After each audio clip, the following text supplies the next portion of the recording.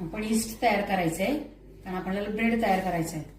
आता मी हे कोमट पाणी घेतलेलं आहे, त्याच्यामध्ये 1 आणि 2 आणि 3 असे 3 चमचे साखर घातलेली आहे. आणि त्याच्यामध्ये तेवढाच मोठा चमचा 2 चमचे ईस्ट घालणार आहे. 1 आणि 2. आता हे असंच मी झाकून ठेवणार आहे 15-20 मिनिटं. आपण आता हे ईस्ट केलेले तयार, मगाशी दाखवलं होतं त्या पद्धतीने भिजवून ठेवलं होतं. हे ईस्ट तयार झालेले आहे.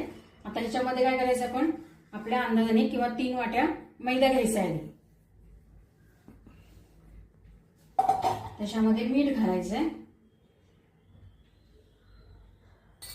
ह्याच्यात आपण साखर घातलेलीच आहे, त्यामुळे घालायची काही गरज नाही. आता हे सगळं ह्याच्यात ओतून घेऊया.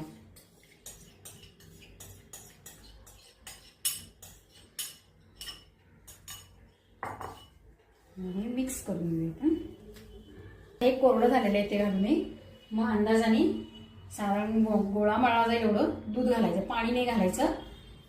दुधाने याची चव चांगली लागते. याला आता आपण तेल लावलेलं आहे, थोडं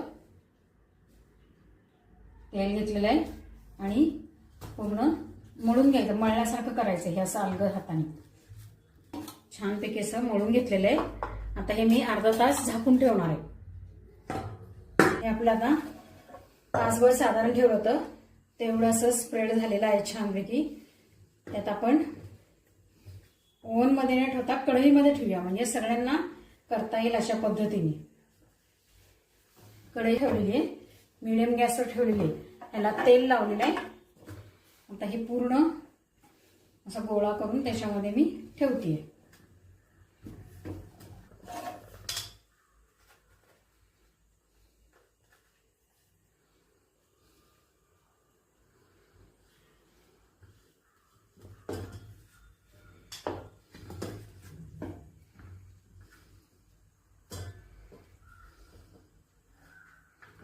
असा हा पूर्ण गोळा उचलून याच्यामध्ये ठेवायचा आहे. टॅप करायचा म्हणजे तो बरोबर त्यात मावतो.